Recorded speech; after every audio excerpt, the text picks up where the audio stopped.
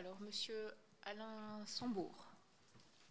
Oui, alors, moi, ça va être plus court. Je vais répondre aux questions qui m'ont été posées. Donc, définition de la compensation des atteintes à la biodiversité sur des projets d'aménagement, tels qu'ils soient, doit prendre en charge toute modification par rapport à l'état initial et analyser les conséquences d'une modification de l'environnement sur le plan humain et écologique. La compensation doit être établie sur la base d'une analyse exhaustive des mutations qui seront induites par le projet. Toute introduction d'urbanisme en milieu rural crée des obligations aux agriculteurs. Restriction d'usage des phytosanitaires, réduction des bruits, des odeurs, dont l'impact sur les pratiques agricoles se traduira en charges financières pérennes. La deuxième et troisième question, c'était la compensation est-elle un marché et information sur les projets. Il nous paraît indispensable que les agriculteurs soient associés à la procédure de détermination des préjudices occasionnés par les projets. Pour cela, ils doivent être impliqués dans les audits initiaux auxquels participeront des experts rompus à ce type de dossier. Ces analyses de situation de départ doivent être réalisées lors de l'étape de faisabilité du projet, avant l'établissement des plans de financement, de sorte que leur coût financier ne puisse subir une dépréciation pour perte de rentabilité. Ça, c'est important, c'est d'avoir cette opération financière au tout début du projet, parce qu'on s'aperçoit souvent qu'une fois que le projet est bien avancé, il manque des fonds pour réaliser, alors je pense à des carrières, je pense à aussi des infrastructures sur le TGV, où effectivement à la fin on réduit parce qu'effectivement il y a de l'argent qui est parti ailleurs. Donc sur le jugement d'activité des services de l'État, lors de la définition et du contrôle, la mise en œuvre des mesures d'évitement, de réduction ou de compensation, l'impression d'une sous-évaluation de la nuisibilité des projets vis-à-vis du monde agricole est une réalité. Les taux de rémunération sur les expropriations sont souvent faibles au regard de la dégradation de l'outil de travail qui deviendra irréversible. Les conséquences sur ces modifications, sur des modifications de pratiques agricoles, doivent être analysées à long terme. En augmentant les charges de production, création de zones non traitées, horaires de travail, circulation des véhicules, elle pénalise le professionnel agricole par une augmentation de ses coûts de production. Alors, j'avais quelques exemples sur des infrastructures qui ont été faites et aujourd'hui on a les conséquences au bout de 10 ans, c'est des impacts sur des plantes indésirables, type Berce renouée du Japon, chardon, hein, qui effectivement s'amplifie dans les secteurs qui sont proches des infrastructures qui ont été faites. Alors je pensais dernièrement aux captation de carbone des sols, hein, on parle du 4 pour 1000, on parle de la micro, de la macrofaune dans les sols, c'est aussi des choses qui sont réelles. Quand on transforme une terre agricole en route et qu'on effectivement on fait un échange sur une terre qui a été inculte ou qui a été polluée, la surface est peut-être la même, mais l'activité du sol est totalement différente. Et ensuite, quand on remplace une terre qui est capable de capter du carbone par des sols imperméables, où l'eau va circuler sur les sols et on va avoir des problèmes de qualité d'eau de surface ou d'eau en profondeur, ça c'est aussi une évaluation dans les projets. Et quand je suis tout près de la région parisienne, quand je vois effectivement des constructions de supermarchés, de routes, de voiries dans des grosses constructions, je m'aperçois que l'eau ruisselle sur les routes, sur les parkings, et cette eau-là, elle n'est pas traitée. Et je pense que l'agriculteur, lui, sur ces terres, même si effectivement il met des produits phyto, il y a des terres, donc il y a de la matière organique, il y a une activité biologique qui fait qu'on a ce service qu'on rend à la société, hein, d'épurer l'activité agricole. Et quand on est sur l'urbanisation, voilà, il y a des difficultés pour traiter l'eau. Voilà. On va faire court aussi. Donc pour effectivement prendre le moins de terre possible, c'est aussi dans des projets où on a pris des terres et en fait on a fait de la réserve foncière. Donc il serait bien aussi dans un projet de mettre une date limite où on finit le projet et tout ce qui n'a pas été utilisé dans tant d'années ou dans tant de mois, c'est retourné à l'agriculture. Parce qu'on voit sur les secteurs de Melun, Seine-et-Marne, tout ça, il y a un tas de projets qui ont été des zones artisanales. Ça fait 40 ans qu'il doit être zone artisanale et c'est toujours en friche. Voilà. Donc ça attire tout un tas de gens là-dessus. Voilà. Une fois que le temps est dépassé, on remet ça en culture. Le prix des terres, il y a eu un reportage la semaine dernière sur Lyon, sur le stade. On passe de 1 euro pour pauvre couillon à 150 euros le mètre carré. Voilà. Et tout ça, si ça fait référence ce prix de terre, à 150 euros le mètre carré, vous installez pas un agriculteur. Donc voilà. Après, il y a des décisions politique, nationale, vous faites ce que vous voulez. Mais si effectivement on arrive à des références à 150 euros le mètre carré, et ici en région parisienne on arrive même à 250 ou 300 euros le mètre carré, donc là on est déconnecté de la réalité agricole. Effectivement, si on veut continuer à avoir un paysage agricole, voilà, c'est à vous de faire le boulot. Si demain, effectivement, on a des Chinois ou des Arabes qui viennent acheter nos terres, croyez-moi, je suis tout près de la retraite. Si on me donne 300 euros le mètre carré, voilà, il faut réfléchir à toutes des situations comme ça qui sont intenables. Et si on veut encore de l'agriculture en France, il faut s'en donner les moyens. Voilà. Pour la compensation dans la durée, effectivement, si la terre reste une compensation agricole, l'agriculteur, il sait faire son boulot là-dessus, c'est bon. Par contre, si effectivement l'agriculteur doit être transformé en environnementaliste, c'est-à-dire qu'il doit faire un autre boulot, et là, effectivement, on le rémunère pour une autre activité qu'il fait. C'est-à-dire qu'on n'a pas pu lui compenser en terre agricole, et je pense à l'Île-de-France, on ne peut pas compenser en terre agricole. À ce moment-là, il fait un autre boulot, et on le rémunère pour faire un autre boulot en fonction de la surface qu'il a à entretenir.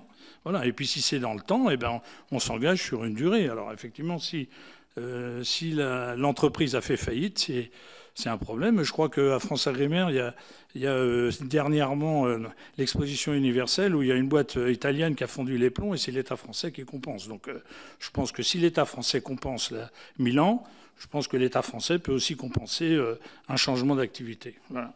Les friches, eh ben effectivement, si dans les friches, si c'était des terres agricoles, et on va revenir à la culture, si effectivement c'est des terres agricoles et qu'on veut en faire des zones humides ou des choses comme ça, on comprend que la compensation n'est peut-être pas forcément légitime, mais bon, on peut aujourd'hui se donner les moyens pour transformer de la terre agricole en zone humide, et puis que le paysan qui reste là, il entretient la zone humide en le formant, en allant en Vendée ou je ne sais où.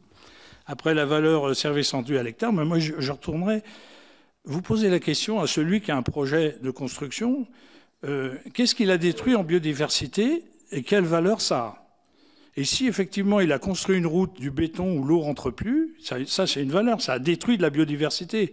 Donc, cette valeur-là, eh bien, il la compense et il la donne à ceux qui gardent la biodiversité. Parce qu'en fait, il faut mettre en avant celui qui détruit la biodiversité. C'est lui qui est coupable. C'est pas l'agriculteur qui va rester là et qui va être obligé de travailler la compensation. Moi, je retourne la question, c'est est-ce que vous êtes capable de dire, là, il y a une route, combien ça coûte de détruire la biodiversité? Combien ça coûte de ne plus avoir de fleurs pour les abeilles? Combien ça coûte? Voilà. Et quand on prend par ce bout-là, eh ben, vous aurez la réponse pour donner une valeur sur la biodiversité, sur la compensation. Monsieur Ils n'en sont pas là. Est-ce qu'on a le droit de leur répondre ou pas? Non. Ok. Bon. Okay. Donc revenu. Alors c'était Monsieur Bailly pour les terres du centre de la France en forêt. Le vrai problème, s'il n'y a pas de revenus de l'agriculteur, l'agriculteur il se casse et puis les friches, les arbres, tout ça pousse. Donc c'est bien le reflet d'un manque de revenus agricoles. On pourrait répondre ça à Monsieur Bailly. Donc aujourd'hui, on a des pétroliers qui achètent des forêts pour faire des briquettes. Donc peut-être que l'avenir est plus dans les briquettes que dans l'agriculture pour faire de la production, pour faire vivre les gens. Maintenant, c'est un choix. Il faut peut-être mieux chauffer que manger, j'en sais rien. Alors pour les retenues d'eau, je pense qu'il a parlé de la retenue d'eau, mais j'en suis pas bien sûr. Voilà, nous, à la coordination rurale, on retient l'eau d'hiver pour avoir de l'eau l'été. Il y a des tas de pays qui ont des problèmes d'eau. Ça pose pas de problème de faire des retenues. On retient l'eau de l'hiver pour avoir de l'eau l'été. Je vois pas... Effectivement, je ne vois pas... en France, on a des difficultés de retenir l'eau. Et en plus, quand je pense à ce qui s'est passé au mois de mai-juin, on a été près d'une catastrophe à Paris. Hein, j'étais encore dernièrement avec l'agence de l'eau, où le SEMAGREF nous a dit il vaut mieux inonder des terres agricoles si vraiment il y a de l'eau qui arrive à Paris que de faire un bassin de retenue sur l'aval de la Seine. C'est n'importe quoi. Et parce que ça coûte pas cher de mettre de l'eau sur les terres agricoles, ça a été dit donc devant l'agence de l'eau, donc c'est pas bien. Voilà, c'est pas quelque chose qu'il faut répéter et c'est quelque chose qu'il faut défendre. Si on veut pas inonder Paris, il faut des retenues en aval. Et surtout pour refroidir la centrale de Nogent. Parce qu'en fait, le but, c'est ça surtout. C'est que la centrale de Nogent, l'été, il faut qu'elle soit refroidie avec le changement climatique. Il faut bien penser à ça. Après, la compensation des espèces. Ben oui, si effectivement, on remet des terres de bois en terres pâturage, forcément, on n'aura pas forcément la même faune. Enfin, je veux dire, si on a des loups dans la forêt, on espère ne pas avoir de loups dans la pâture. Bon, ça, c'était pour M. Bailly. Après, pour M. Bignon, les 70 hectares, on en prend 10 pour le projet et 10 pour la compensation. Il n'a pas tort. Effectivement, les 10 hectares de compensation, si c'est pour faire de l'agriculture, c'est bon. Mais si c'est pour faire planter des arbres, parce qu'on a détruit, on a fait des surfaces bétonnées, donc on compense par des arbres. On extrait du pétrole, on compense par des arbres. C'est vrai que, voilà, c'est une façon de voir les choses. Mais nous, en tant qu'agriculteurs, on aime bien que les terres, ça soit pour produire de la production et d'en vivre surtout. Après, analyser les projets pour savoir s'ils sont utiles. Ben oui, je pense que normalement, il y a des gens qui font beaucoup d'études et qui doivent, avant nous, savoir si ces projets, ils sont utiles ou pas. Mais ce qui se passe souvent, je pense autour de Paris, quand on voit les centres Auchan, Leclerc et tout le machin, effectivement, la commune, elle est prête à faire des grandes surfaces parce qu'en face, il y a des emplois. Et on l'a bien entendu sur le projet à Lyon sur le stade, c'est qu'autour, il y avait des projets d'emploi. Donc tout est bon pour les projets d'emploi. On peut prendre de la terre agricole. Donc là, il va falloir aussi comprendre qu'est-ce qui est le plus important. Est-ce que c'est l'emploi qui est plus important que les terres agricoles? Ça, c'est un choix aussi de société. Hein. L'équilibre de proximité rend compliqué. Ben, oui, je vais dire ça, c'est que je suis agriculteur. Si à côté j'ai un projet qui m'empêche, alors je pense surtout aux vignerons, arboriculteurs, hein, il y a un projet à côté où on n'aura plus le droit de traiter la vigne, plus le droit de traiter... Ben, effectivement, ça pose problème. Voilà, mais ça a une valeur aussi. Si l'agriculteur ne peut plus entretenir ses arbres, il faut trouver une valeur. On l'empêche de produire, donc on lui doit le compenser.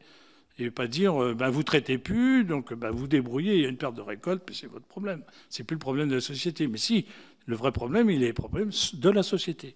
Ensuite, je réponds à madame pour la vente des Chinois, c'est très clair. C'est quand on est propriétaire exploitant depuis des générations et qu'on se permet de vendre à des Chinois.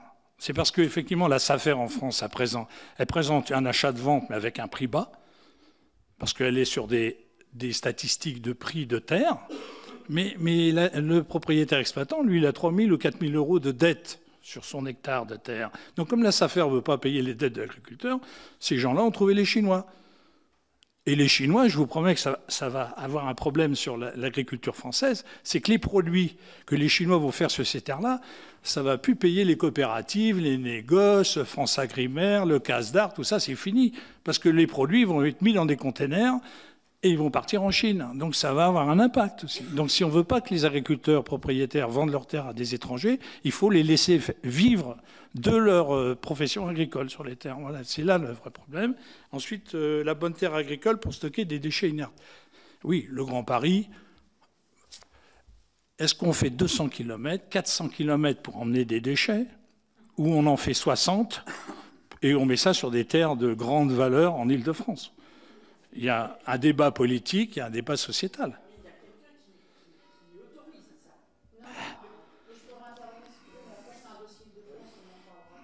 Voilà.